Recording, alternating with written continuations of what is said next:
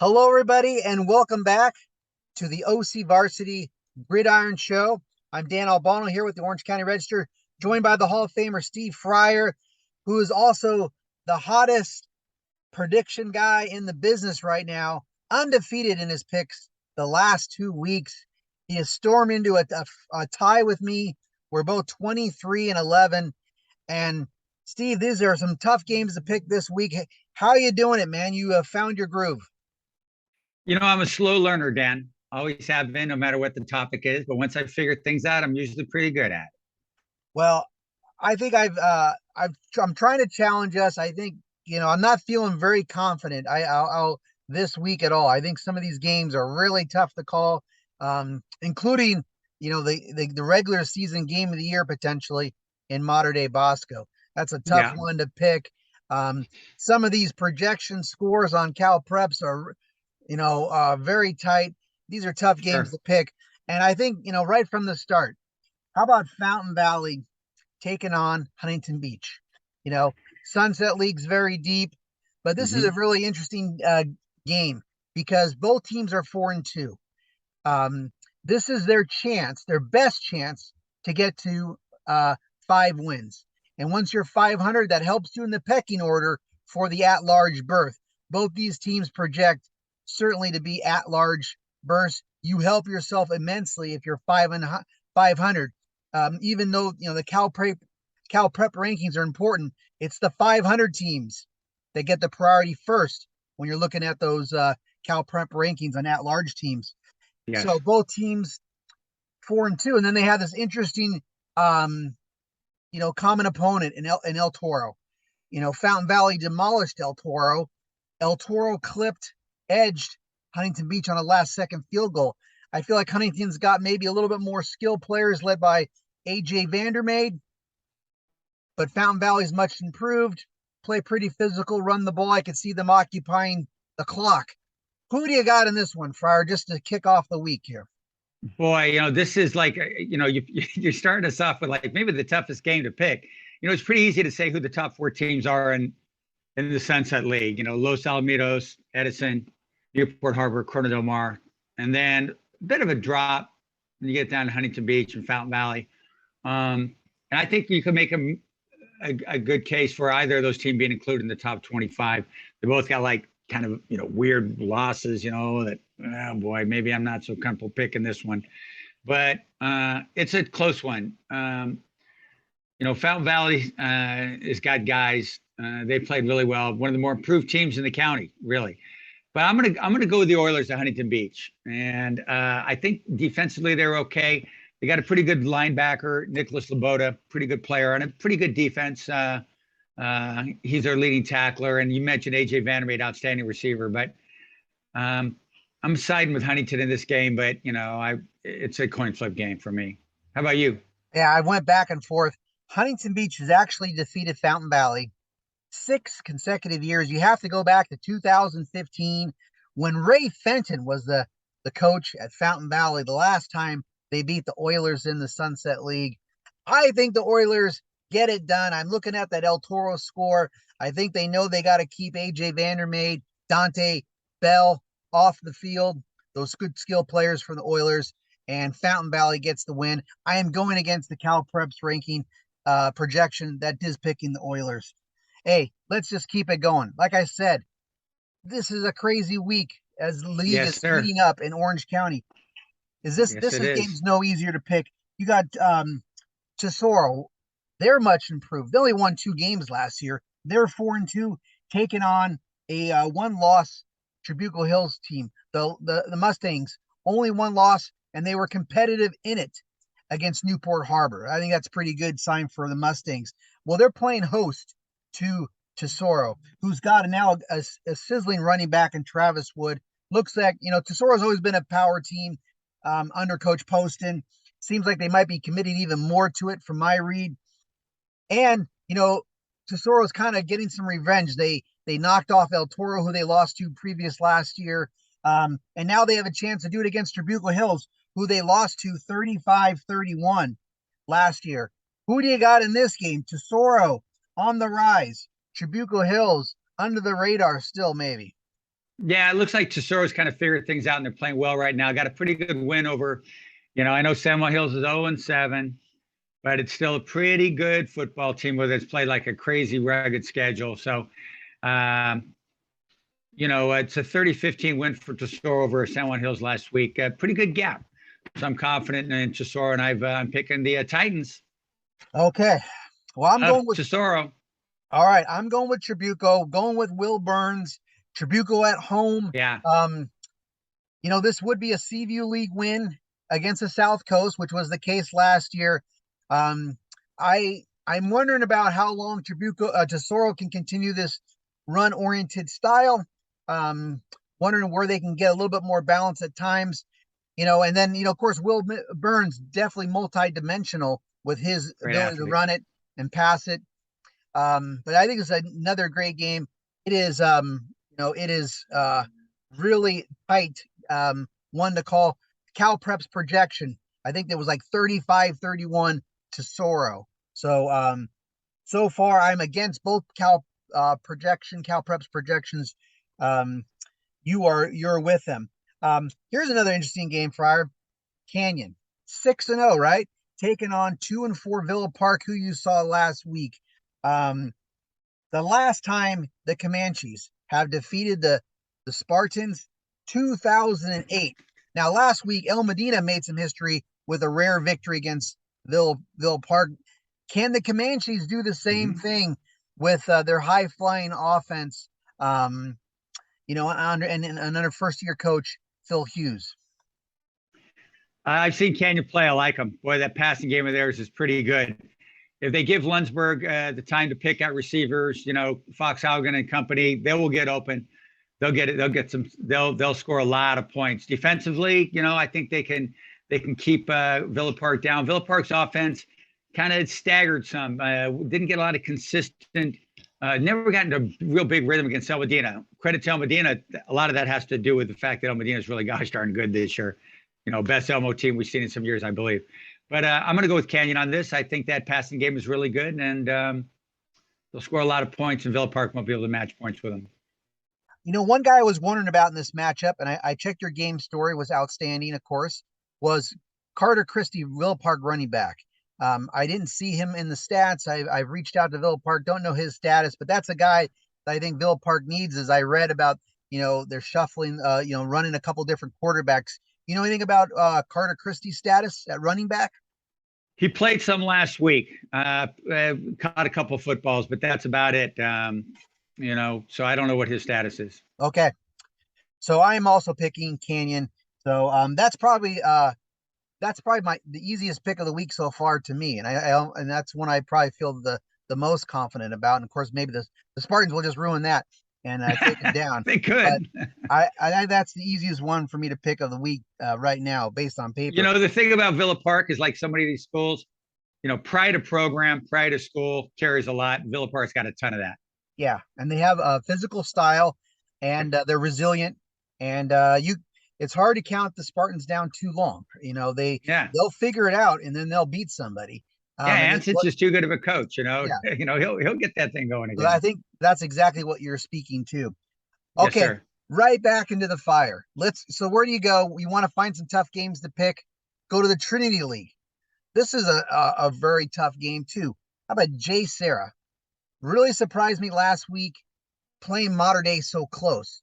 Did you see how the Cal Preps, ranked them higher now after that 21-13 loss? Sure. So did we. So did Mater Dei. Yes, to Mater Dei. Open up a lot of eyes. I know Coach McKnight really likes his team. Now they're taking on Santa Margarita. You saw, I think it was probably a bitter pill for them to lose last week. They had a chance to, force overtime, going for a 2-point conversion to tie up. Orange Lutheran ended up losing 28-26. A couple of, blocked extra points by Jared Moe. Really good defensive lineman. And I think that speaks a little bit to, and I saw Santa Margarita against Los Al, and I think they're struggling a little bit with that physicality, right? And then, Gerard Moe is a real good lineman, transfer sophomore from Nevada for Orange Lutheran, the athlete of the week this week. on the boys side. And now, and JSerra, they got some good linemen. They have some guys that go two ways, but they get after it a little bit. Who you picking in this one, Fryer? I thought Santa Margarita actually outplayed overall. They outplayed, and I grabbed the baseball because you're talking about Will Burns. That's how good the shortstop, the Trabuco Hills quarterback. There you go. I like Santa Margarita in this game. I thought physically, I thought they controlled that game. Some fumbles and just a bad thing here. The blocked PATs. Gosh, Santa Margarita. In credit to Orange Lutheran, you got to make the big plays when it's time to make a big play. And Orange Lutheran did that, and that's what helps you win football games, especially in big games like that one. But I thought Santa Margarita played really well. I thought they sort of outplayed them. They outgained about 97 yards or something of total offense. Mistakes hurt them. Margarita's not going to eventually going to figure that out and not make mistakes. JSerra, golly, we're going to be talking about one of the more surprising teams that got better a lot faster than maybe we all thought. We knew JSerra was going to get better and climb up, but maybe a little quicker than we all thought they were going to do because they're really good. I haven't seen them play myself yet, but just looking at scores and talking to folks, they're good. Got to go with Margarita, though. I think they get it right, and they don't make the sort of mistakes they did last week. All right. Well, I'm going to pick JSerra because, they played so well in that physical game against Mater Dei. They didn't do so well. They lost to Centennial. They played a very strong schedule. And, yes, sir. I like the physicality that they bring with their ground attack. And I think they're going to have to do that. Slow down that Santa Margarita offense led by Jackson Potter, former JSerra player at one point. Of course, Xander Singh, the quarterback for JSerra, he's also a former Santa Margarita Eagle. But I think yes, the physicality maybe of that ground attack by JSerra, the special teams, when you start talking about special teams and Santa Margarita is struggling a little bit, that's just the specialty of Coach McKnight and JSerra. They return the opening kickoff for a touchdown. Last week against Mater Dei, they do a lot of, they have a lot of plays on special teams. So it's going to be another really tough game. But I got JSerra in this one. Hey, last game, regular season, most anticipated regular season. You go to Max Preps, the number 1 team in the country, St. John Bosco, the number 2 ranked team, Mater Dei. This game's at Santa Ana Stadium, the Bowl as we call it. Monarchs 6-0, Bosco 6-0. But did any flags go up for the Monarchs last week where their offense struggled 21-13? They were behind in this game to JSerra. While Bosco just continues to roll. They blew out Servite, even though that they were down 3-0 in that game. And then I think they scored 49 consecutive points. Bosco's played a slightly weaker schedule than the Monarchs, who have the signature wins like Gorman and Centennial. But then you're hearing all this stuff about the Bosco defense that's allowing 5 points a game, and maybe the Mater Dei offense isn't looking so sharp right now. Who do you got in this game, Fryer, on Friday night, Santa Ana Bowl? Mater Dei. I think they return to that level that I saw them play against. When they played against and beat Centennial handily. Of course, St. John Bosco's got what it takes to win this game. You talk about big play capability. Yeah. That not only puts points on the board, but kind of breaks your mentality a little bit if you're the team that gave up the big play. The thing with Mater Dei in this game, and I wrote about it in that 1st and 10 thing that I do on Mondays, field position. You got to put some kickoffs in the end zone. You can't let those guys run the ball out from the 5 or something like that. The Bosco guys can't give them that. You got to pin them deep on punts. This is not the best. It's a good group of kickers they've got at Mater Dei. It's a good special teams group. It's not the elite, wild, this guy's ready to kick in the Pac-12. This guy's ready to kick in the SEC. Guys that we've seen boot the football for the Monarchs in recent years. When you get to a game like this that is so close and so great linemen, great skill guys, special teams has got to come through. Mater Dei's got to control that field position battle. I think they'll do it. I think they'll rise to the challenge. I think Rollinson will have those guys ready to rock and roll, and they get the W at the Bowl on Friday night. All right. The word is especially from my podcast partner Scotty Barajas. He doesn't think they really have Mater Dei has that kickoff game to do touchbacks to record touchbacks. So, but he says the punt game is pretty good. But I'm going to pick Mater Dei for a different reason. Is that I think they can win the line of scrimmage. I think their offensive line, which is young, and their defensive line / linebackers, I think they can be more physical and win on the line of scrimmage. Though I think, as Scotty says that maybe the offensive line really hasn't risen up to its challenge consistently enough yet. I think they figure it out at home this week. They'll be challenged enough, and I think they'll deliver more of a well-balanced game. But this is going to be a tight one. Cal Prep's projection on this one, Friar, you see this? 22-21 Bosco. Well, the computer's not right all the time. I go to a lot of games and I look to my left, see Eric Sondheimer of the Times, or I see like Matt Szabo or something like that from the Daily Pot. I don't see that computer sitting there watching games, So I think sometimes you got to see teams play. Cal Preps is really good.